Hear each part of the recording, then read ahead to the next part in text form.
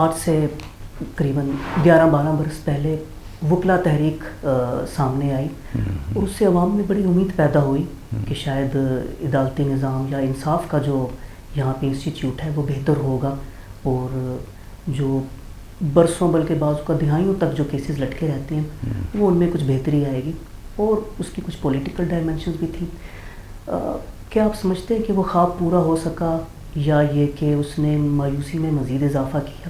کیونکہ بظاہر اس میں اتنے لوپ ہولز دکھائی دیتے ہیں، چاہے وہ گواہوں کے حوالے سے ہو، وکلا کے حوالے سے ہو، یہاں تک کہ ہماری اعلیٰ عدلیہ بھی بہت اسکینڈلائز ہو گئی پولیٹیکل کچھ ججمنٹس کی وجہ سے. تو ایک تو اس حوالے سے بتائیں، اور اسی کے ساتھ ایک ضمنی سوال، ہمارے معاشرے کو سوشل ریفارم کی ضرورت ہے یا پولیٹیکل ریولوشن کی، یا دونوں کا کوئی سمبیوسس؟ یہ دونوں کویسچن تھوڑے سے ان کی ڈائمینشنز الگ ہیں، تو میں ان کا جواب بھی الگ ہی دوں گا آپ کو. سب سے پہلے آپ نے پولیٹیکل لائرس کی موومنٹ کی بات کی، اسے ہم اپنی ٹرمینالوجی میں جوڈیشل ایکٹیویزم کہتے ہیں. اب جوڈیشل ایکٹیویزم جو ہے، پہلی بات تو یہ دیکھنا چاہیے کہ جناب جو بیسک ایشو تھا، وہ ایشو تھا کہ ایک سٹنگ چیف جسٹس کو انکانسٹیٹیوشنلی ریموو کرنا تھا. تو یہ جو انکانسٹیٹیوشنل ایکٹ تھا it self it was a bad act.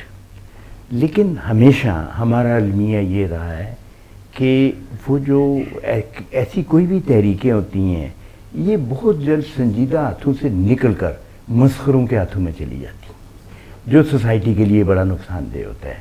تو معذرت کے ساتھ میں یہی کہوں گا کہ یہ جو موومنٹ تھی یہ بھی اسی طرح سے سنجیدہ لوگوں کے ہاتھوں سے نکل کر ان لوگوں کے ہاتھوں میں چلی گئی جو سڑکوں پر ڈانس کرتے ہوئے نعرے مارتے اور جذباتیت کی آگ بھڑکا رہے تھے. تو اس سے میں تو سمجھتا ہوں کہ تختہ دار پہ گھاس تو نہیں اگتی. تو آپ اس تھیری کو جب لے کر چلیں گے تو آپ کیا ریفارم لائیں گے؟ اور اس کا سب سے بڑا نقصان جو ہے آپ کو پتہ ہے ہبکو میں ہوا ہے. ہمیں جتنا بڑا یہ جسٹس افتخار محمد چودھری نے یہ ایشو اٹھایا اور کینسل کیا، اور یہ امپلیکیشن کا پتہ ہی نہیں ہے کہ یہ گارنٹرز کون کون ہیں، کون کون سوورن گارنٹرز ہیں. پاکستان کو بہت بڑی پینالٹی پڑ گئی ہے. We should be hold responsible for this. تو یہ اس میں سمجھتا ہوں کہ اس کے شاید کوئی فائدے ایک ہی فائدہ ہوا ہوگا کہ وہ جو انکانسٹیٹیوشنل ایکٹ تھا وہ جو ہے دیٹ واز ڈکلیئرڈ وائڈ، لیکن باقی ہمیں نقصان ہی ہوا ہے، کوئی فائدہ نہیں ہوا. ایز اے پریکٹسنگ لائر میں سمجھتا ہوں، آپ دیکھیں کہ وکیلوں اور ججوں کے جھگڑے جگہ جگہ ہوتے ہیں، تو یہ اس کا شاخسانہ ہے. جو ایک غلط سٹیپ تھا اس کا شاخسانہ ہے، تو اس کو کنٹرول کرنا چاہیے. جو ضمنی سوال تھا کہ ہمارے معاشرے کو سوشل ریفارم کی زیادہ ضرورت ہے یا پولیٹیکل ریولوشن کی، یا دونوں کی نہیں ہے، یا دونوں کی کچھ اجزاء کی؟ دیکھیں بات یہ ہے نا کہ کوئی بھی چیز، پریویلنگ چیز، کوئی کسٹم، کوئی پرسکرپشن جو میدان میں موجود ہوتی ہے وہ ہمیشہ چلتی رہتی ہے اور اس میں بہتری کی گنجائش ہوتی ہے. بڑے سادہ لفظوں میں آپ سے یوں عرض کروں گا کہ بہتا ہوا پانی تو صاف ستھرا ہوتا ہے، اور جب وہ کسی جوڑ میں رک جائے تو پھر مچھروں کی افزائش کا ذریعہ بن جاتا ہے. تو لہذا یہ جو آئیڈیاز ہیں، پولیٹیکل آئیڈیاز، سوشل آئیڈیاز، یہ چلتے ہوئے پانی کی طرح صاف ستھرے ہونے چاہیے. تو اس کی تو ہمیشہ سے ضرورت رہی اور آگے بھی ہے. لیکن اب یہ ہے کہ آپ اس کو یوز کیسے کرتے ہیں، آپ کا اینگل پازیٹیو ہے یا نیگیٹو ہے، دیکھنے والی بات تو یہ ہے.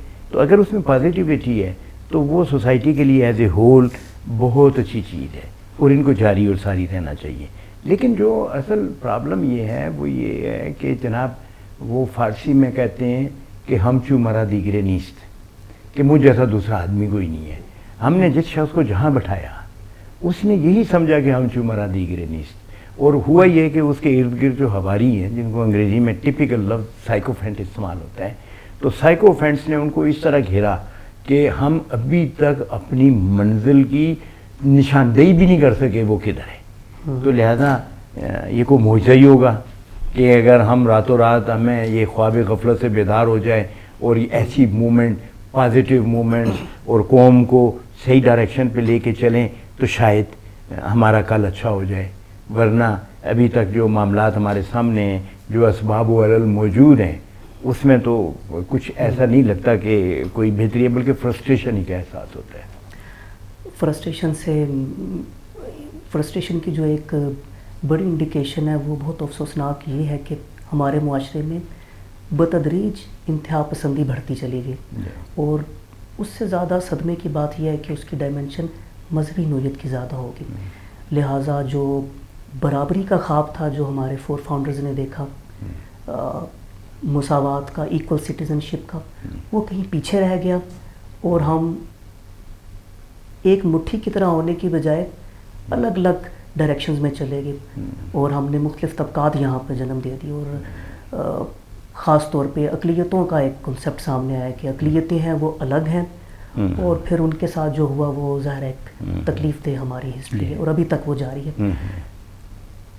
آپ چونکہ سماجی اس ارتکاب پہ نظر رکھتے ہیں اور قانون کے شعبے سے وابستہ ہیں، آپ کیا سمجھتے ہیں کہ وہ کون سے عوامل تھے جنہوں نے اس شدت پسندی کو بڑھاوا دیا، اور کیا ہم پوائنٹ آف نو ریٹرن پہ پہنچ چکے ہیں یا ابھی بھی ہم اپنی اصلاح کر سکتے ہیں؟ یہ بڑا آپ نے ایسا سوال کیا جو وقت کی ضرورت ہے. اس کے لیے میری گزارش آپ سے یہ ہے کہ وہ انگریزی میں کہتے ہیں نا کہ a little knowledge is always dangerous. مذہب کے بارے میں بھی اگر ہماری عمیق نظر نہیں ہے، ہم نے اس کو ڈیپتھ میں نہیں پڑھا اور اس کی اسپرٹ کو نہیں سمجھ سکے، تو پھر خرابیاں پیدا ہونا ایک فطری سی بات ہے.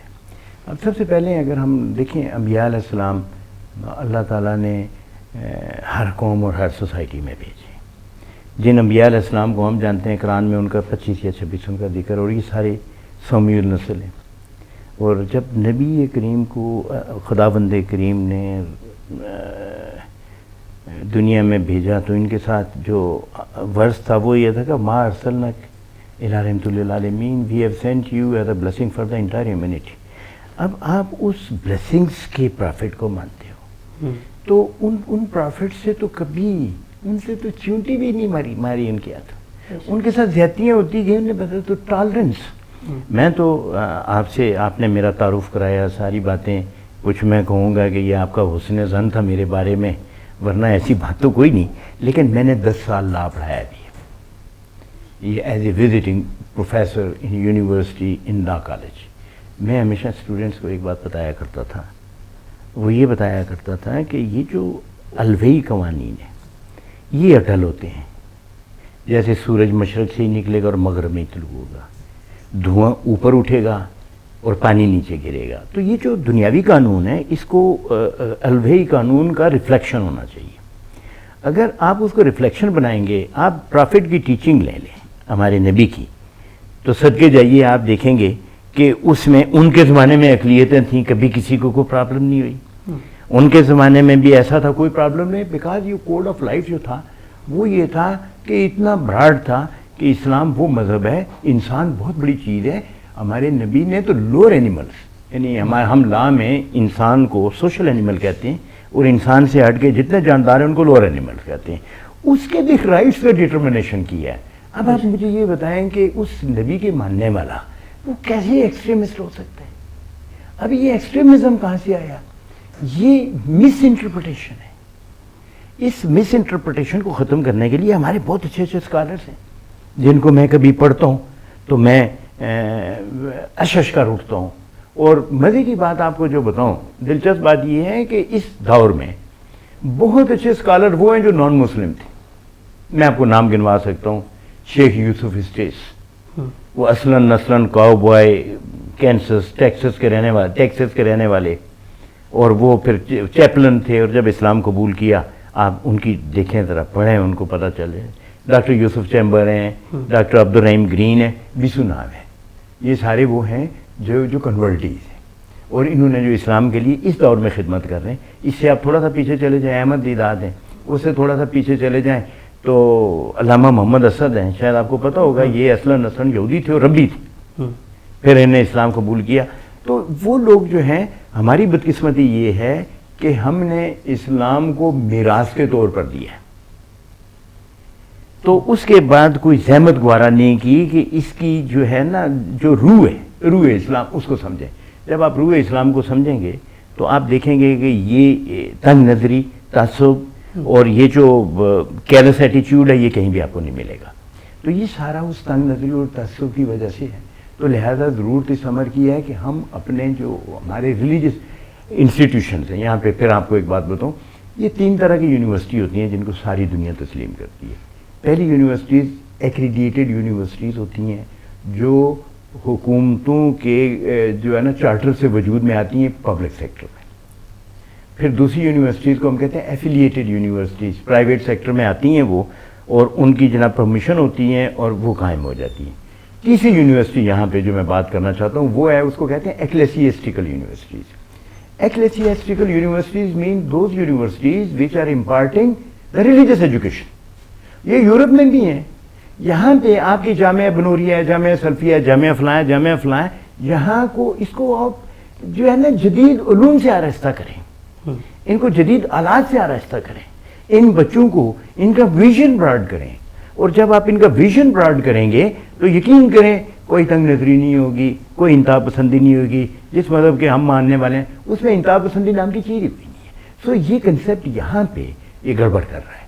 تو یہ جو ارباب اختیار ہے یہ ان کے ہاتھ میں ہے, اور اگر کوئی صحیح اسکالرلی لوگ بیٹھے ہوں اوپر تو وہ اس کا ادراک کر سکتے ہیں. اور جب تک آپ اس کا ادراک نہیں کریں گے آپ اس تنگ نظری سے, اس تعصب سے, اس جہالت سے باہر نہیں آئیں گے. تو لہذا وقت کی ضرورت یہ ہے کہ اس کے اوپر وار فوٹنگ پہ کام کیا جائے. بالکل آپ نے ٹھیک کہا. ایک میں بڑا خوبصورت واقعہ آپ کے ساتھ شیئر کرتا ہوں. جب میں امریکہ میں تھا تو میرا ایک دوست ہوتا تھا, اس کا نام تھا میٹ پرائس. تو بے تکلف دوست تھا. بیسیکلی وہ ہی واز الیکٹرانکس انجینئر نا. تو کبھی آتا تھا تو ایسے ہی ایک دفعہ اتفاق ہوا کہ میں وہ بینک کا وہ بھر رہا تھا, ڈرافٹ بھر رہا تھا مدر کو پیسے بھیجنے کے لیے. تو آیا تو کہتا وٹ آر یو ڈوئنگ. میں نے کہا یو سٹ ڈاؤن تو لیٹ می فنش اٹ. تو وہ یوں کر کے دیکھ کے تو پڑھتا ہے تو کہتا ہے Mahmood I don't understand why you should send money to your mother. اتفاق ایک دفعہ میں پھر بھر رہا تھا تو وہ پھر آیا تو کہتا ہے آئی don't understand why you should send for your father. خیر جی, اسی طرح وہ میں اسے کہتا تھا کہ mate you will not understand these feelings, کیونکہ تمہارے تو بچپن سے تمہیں پتہ ہی نہیں ہے فیلنگس کیا ہوتی ہیں. So we are emotionally very close to each other. اچھا پھر ایک دفعہ آیا تو میں کسی دوست کو بھیج رہا تھا تو کہتا I don't understand why you should send to your friend. تو میں نے بٹھا لیا, میں نے کہا میٹ بیٹھا, میں نے کہا tell me about yourself. تو آگے سے کہتا ہے وہ Mahmood I was very young and having a younger sister when my father left my mother and went away. کہتے ہیں کہ my mother started working in a restaurant as a dishwasher. میرا خیال ہے انگریزی اردو مکس ہو رہی ہے کیونکہ میں اس کو فرق تو نہیں پڑتا. نہیں بائی لینگویج از فائن. تو وہ کہنے لگا کہ she was a dishwasher and she use to work very hard and she has brought us up with a very great difficulty and you know we could only eat the beans in our life. تو پھر میں نے کہا اچھا تو اب تمہاری بہن, کہتا ہے میری بہن کی شادی ہو گئی ہے. تو میں نے کہا تمہاری ماں, تو کہتا ہے وہ اولڈ ہاؤس میں. تو میں نے ازرائے چونکہ بے تکلف دوست تھا نا, تو میں نے کہا tell me mate what is difference between you and a pup. When a pup grows up it goes on its own way and the bitch goes a other way. میں نے وٹ دا ڈفرنس. تو مجھے ہمیشہ کہتے رہتے ہو کیوں پیسے بھیجتے ہو, تم بتاؤ. جس نے تمہیں انجینئرنگ کرائی, پڑھایا, لکھایا, سارا کچھ, وہ آج اولڈ ہاؤس میں. تو جواب کچھ نہیں اس نے مجھے دیا, چلا گیا. تو ہفتے بعد بہت خوش تھا, آیا میرے پاس. تو میں نے کہا یو آر ویری ہیپی. کہتے ہیں yes I am very happy and I want to share my happiness with you. تو میں نے کہا کیا ہوا. اس نے چٹھی دکھائی, ان دنوں لیٹر چلتے تھے, I am talking in term of 80s 85 86. تو اس کی نے کہیں ماں کو پیسے بھیجے میری نقل کر کے.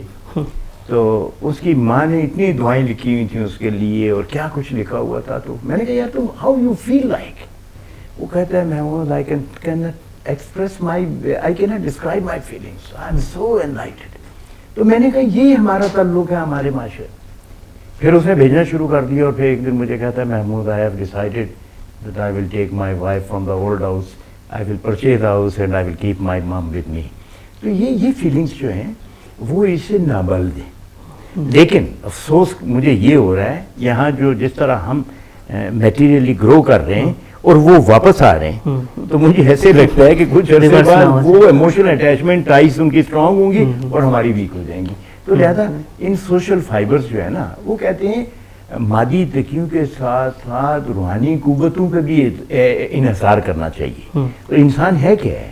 انسان روح اور مادے کا مرکب ہے. تو یہ دونوں چیزیں لازم و ملزوم ہیں. تو لہذا اگر ان میں بیلنس قائم کیا جائے تو آپ کی زندگی بھی آسان ہے, آپ کی سوسائٹی بھی آسان ہے, آپ کا فنکشن اسائنمنٹ ہر چیز آسان ہے. لیکن ہم پرابلم یہ ہے کہ ہم اسے امبیلنس کرتے ہیں. آپ نے جو کلچرز کا پوچھا تو میرا خیال ہے یہ جو میں نے واقعہ سنا ہے یہ واضح طور پہ لائن آف ڈیمارکیشن پیدا کرتا ہے دو کلچرز کے درمیان.